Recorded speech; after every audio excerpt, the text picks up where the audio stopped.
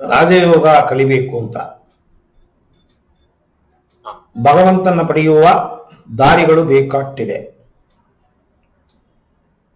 ಭಕ್ತಿಯೋಗ, ಕರ್ಮಯೋಗ, ಜ್ಞಾನಯೋಗ, ರಾಜಯೋಗ, ವಾಸಿಯೋಗ, ಸ್ವರಾಯೋಗ, ಕುಂಡಲಿನಿ ಕ್ರಿಯಾಯೋಗ, ಹೀಗೆ ವಿಚಿತ್ರ ವಿಚಿತ್ರ ದಾರಿಗಳು. ಯಾವ ದಾರಿಯಲ್ಲಿ ಹೋಗಿ ನೀವು ಸಾಧನೆ ಮಾಡಿದರೂ ಕೂಡ ಡೆಸ್ಟಿನೇಷನ್ ಒಂದೇ. ಆದರೆ ಒಂದೊಂದರಲ್ಲಿ ಒಂದೊಂದು ತರ ಕಷ್ಟಗಳಿರುತ್ತೆ. ತುಂಬಾ ಸರಳವಾದ ದಾರಿಯಲ್ಲಿ ಭಗವಂತನ ಪಡೆಯುವುದು ಅಂತಂದರೆ ರಾಜಯೋಗ. ದೇಹವನ್ನ ಮನಸ್ಸನ್ನ ದಂಡಿಸಿ ಭಗವಂತನ ಪಡೆಯೋ ವಿದ್ಯೆ ರಾಜಯೋಗ.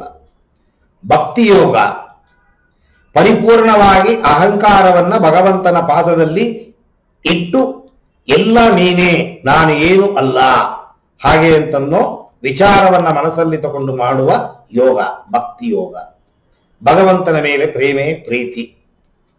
ಕಲ್ಲಾಗೆ ನಿಂತಿರುವ ಭಗವಂತ ಒಂದು ದಿವಸ ಕಣ್ಣು ಬಿಡಲ್ಲ, ಒಂದು ದಿವಸ ಮಾತಾಡೋದಿಲ್ಲ, ಒಂದು ನಾವು ಕೇಳಿದ್ದನ್ನ ಭಗವಂತ ಕೊಡಲ್ಲ. ಹೇಗೆ ಪ್ರೇಮೆ ಮಾಡೋದು? ಸಂಪಾದನೆ ಮಾಡಿ ತರುವ ತಂದೆಯನ್ನ ಪ್ರೀತಿಸಕ್ ಗೊತ್ತಿಲ್ಲ, ಗಂಡನ್ನ ಪ್ರೀತಿಸಕ್ ಗೊತ್ತಿಲ್ಲ, ಹೆಂಡತಿನ ಪ್ರೀತಿಸಕ್ ಗೊತ್ತಿಲ್ಲ. ಎಲ್ಲ ಜೀವಂತವಾಗಿರೋ ಜನಗಳು, ಅವರ ಮೇಲೆ ನನಗೆ ಪ್ರೀತಿ ತೋರ್ಸಕ್ ಬರ್ತಾ ಇಲ್ಲ. ಅಂಥದ್ದು ಮಾತಾಡದೆ ಕಲ್ಲಾಗಿ ನಿಂತಿರುವ ಭಗವಂತನ ಪ್ರೀತಿಸು ಅಂದ್ರೆ ಸಾಧ್ಯವೇ? ತುಂಬಾ ಕಷ್ಟವಾದ ಯೋಗ ಭಕ್ತಿ ಯೋಗ.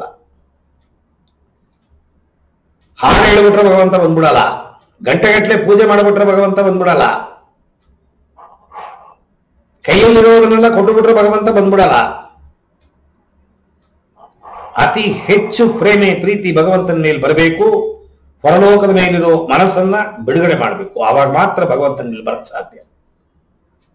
ಕರ್ಮಯೋಗ ನಿಸ್ವಾರ್ಥತೆಯಿಂದ ಬಂಧುಗಳನ್ನು ಬಿಟ್ಟು ಪರರಿಗೆ ಮಾಡುವ ಸೇವೆ, ಅಪೇಕ್ಷೆ ಇಲ್ಲದೆ ಮಾಡುವ ಸೇವೆ. ಜನಸೇವೆಯೇ ಜನಾರ್ದನ ಸೇವೆ ಅಂತಾರೆ ರಾಜಕಾರಣಿಗಳು. ಯಾವ ಜನವೂ ಇಲ್ಲ, ಜನಾರ್ದನವೂ ಇಲ್ಲ, ಹೊಟ್ಟೆ ತುಂಬಿಸ್ಕೊಂಡು ಹೋಗ್ತಾ ಇರ್ತಾರೆ. ಪ್ರತಿಯೊಬ್ಬ ಮನುಷ್ಯನಲ್ಲೂ ಭಗವಂತನ ನೋಡಬೇಕು. ಆವಾಗ ಮಾತ್ರ ನಿಸ್ವಾರ್ಥ ಸೇವೆಯನ್ನ ಮಾಡಕ್ ಸಾಧ್ಯ. ಅದು ಕೂಡ ಸ್ವಲ್ಪ ಕಷ್ಟವಾದ ಸೇವೆನೆ. ಅದು ಬಿಟ್ಟರೆ ಜ್ಞಾನಯೋಗ, ಈ ಆಧ್ಯಾತ್ಮಕ್ಕೆ ಸಂಬಂಧಪಟ್ಟಿದ್ದ ವಿಚಾರಗಳ ಒಳಗಡೆ ನುಗ್ಗಿದಾಗ ನಿಮಗೆ ಜ್ಞಾನ ಬೆಳೆಯುತ್ತೆ. ಉಪನಿಷತ್ತುಗಳು, ವೇದಗಳು, ಪುರಾಣಗಳು, ಸ್ಮೃತಿಗಳು, ಮತ್ತೆ ನಮ್ಮ ಯೋಗ ಗುರುಗಳ ಅವರ ಸಾಧನೆಗೆ ಸಂಬಂಧಪಟ್ಟಿದ್ದ ವಿಚಾರಗಳು ಎಲ್ಲ ನೀವು ಪುಸ್ತಕನ ತಗೊಂಡು ಓದಿದಾಗ ನಿಮಗೆ ಲೋಕದ ಸತ್ಯ ಗೊತ್ತಾಗತ್ತೆ. ನೀವೇನು ಹುಟ್ಟಿದ್ದೀರಾ, ಹುಟ್ಟಿದ ಕಾರಣಕ್ಕೆ ತಕ್ಕಂತೆ ಇದ್ದೀರಾ, ಭಗವಂತ ಸತ್ಯವೇ, ಭಗವಂತನ ನೋಡಕ್ ಸಾಧ್ಯವೇ, ಭಗವಂತನ ಪಡೆಯಕ್ ಸಾಧ್ಯವೇ, ಭಗವಂತನ ಆಗಕ್ ಸಾಧ್ಯವೇ, ಇಷ್ಟು ವಿಚಾರಕ್ಕೆ ನಿಮಗೆ ರಿಪ್ಲೈ ಸಿಗುತ್ತೆ. ಜ್ಞಾನಯೋಗ ನಿಮಗೆ ಗೊತ್ತಿಲ್ಲದೇನೆ ಭಕ್ತಿ ಯೋಗಕ್ಕೆ ತಗೊಂಡೋಗುತ್ತೆ. ಜ್ಞಾನಯೋಗ ಗೊತ್ತಿಲ್ಲದೇನೆ ಕರ್ಮಯೋಗಕ್ಕೆ ತಗೊಂಡೋಗುತ್ತೆ. ಜ್ಞಾನಯೋಗ ಗೊತ್ತಿಲ್ಲದೇನೆ ರಾಜಯೋಗಕ್ಕೆ ತಗೊಂಡೋಗುತ್ತೆ. ಈ 4 ಯೋಗಗಳಲ್ಲಿ ಯಾವ ಯೋಗವನ್ನ ತಗೊಂಡ್ರು ನಿಮಗೆ ಗೊತ್ತಿಲ್ಲದೆ ಇನ್ನೂ ಇರೋ 3 ಯೋಗಗಳು ನಿಮಗೆ ಅಂಟಾಕೊಳ್ಳುತ್ತೆ. ಈ 4 ಯೋಗಗಳನ್ನ ಹೇಳಿಕೊಡ್ತಾರೆ ರಾಮಕೃಷ್ಣ ಮಠದಲ್ಲಿ. ಬರೀ ಕಣ್ಣು ಮುಚ್ಚಿಕೊಂಡು ಧ್ಯಾನ ಮಾಡಿಕೊಂಡು ಪ್ರಾಣಾಯಾಮ ಮಾಡು ಅಂತ ಹೇಳಲ್ಲ. ಕಕ್ಕಸ್ ಮನೆ ತೊಳಿಬೇಕು.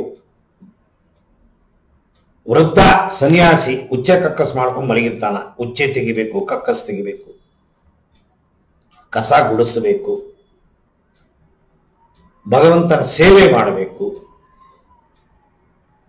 ಕೆಲವರಿಗೆ ಕಿಚನ್ ಡಿಪಾರ್ಟ್ಮೆಂಟ್ ಕೊಟ್ಟು ಬಿಡ್ತಾರೆ, ಕೆಲವರಿಗೆ ರಿಸೆಪ್ಷನ್ ಕೊಟ್ಟು ಬಿಡ್ತಾರೆ, ಕೆಲವರಿಗೆ ಪರ್ಚೇಸ್ ಕೊಟ್ಟು ಬಿಡ್ತಾರೆ. ಹೇಗೆ ಒಂದು ಕಂಪನಿಯಲ್ಲಿ ಬೇರೆ ಬೇರೆ ಡಿಪಾರ್ಟ್ಮೆಂಟ್ಗಳಿದೆ, ಹಾಗೆಯೇ ಆಶ್ರಮದಲ್ಲಿ ಕೂಡ ಬೇರೆ ಬೇರೆ ವಿಭಾಗಗಳು, ಒಂದೊಂದು ವಿಭಾಗ, ಅಲ್ಲಿ ನಿಮ್ಮನ್ನು ಕೆಲಸಗಾರರಾಗಿ ಹಾಕ್ತಾರೆ.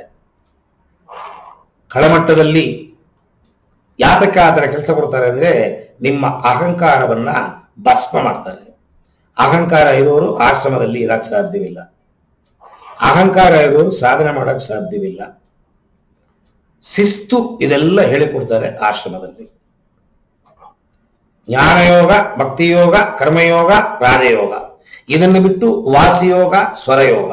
ವಾಸಿ ಮತ್ತೆ ಸ್ವರ ಎರಡೂ ನಿಮ್ಮ ಶ್ವಾಸಕ್ರಿಯೆ, ಪ್ರಾಣ ಶಕ್ತಿ ಹೋಗೋದು ಬರೋದರಲ್ಲಿ ಮ್ಯಾನಿಪುಲೇಷನ್ ಮಾಡಿ ಮುಕ್ತಿಯನ್ನು ಪಡೆಯೋದು ಹೇಗೆ ಅಂತನ್ನುವ ವಿದ್ಯೆ ಹೇಳಿಕೊಡುವ ಯೋಗಗಳು ಸ್ವರ ಮತ್ತೆ ವಾಸಿ.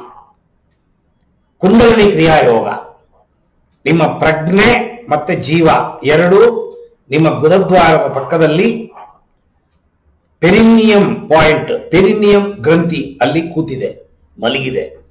ಅದನ್ನು ಎಬ್ಬಿಸಿ ದೇಹದಲ್ಲಿರುವ ಶಕ್ತಿ ಕೇಂದ್ರಗಳ ಮೂಲಕವಾಗಿ ನಿಮ್ಮ ತಲೆಯಲ್ಲಿರುವ ಸಹಸ್ರಾರ ಚಕ್ರದ ಮೂಲಕವಾಗಿ ಆಕಾಶದಲ್ಲಿ ವ್ಯಾಪವಾಗಿರುವ ಆ ಭಗವಂತನ ಜೊತೆಗೆ ಸೇರಿಸುವುದು ಕುಂಡಲಿನಿ ಯೋಗ. ಇದರಲ್ಲಿ ನೀವು ಯಾವುದನ್ನ ಸೆಲೆಕ್ಟ್ ಮಾಡಿದ್ರೂ ಡೆಸ್ಟಿನೇಷನ್ ಒಂದೇ, ಭಗವಂತನ ಪಡೆಯೋದು, ಭಗವಂತನ ಆಗೋದು. ನೀವು ರಾಜಯೋಗ ಕಲಿಬೇಕು ಅಂತ ಬಂದಿದ್ದೀರಾ, ಸಂತೋಷ.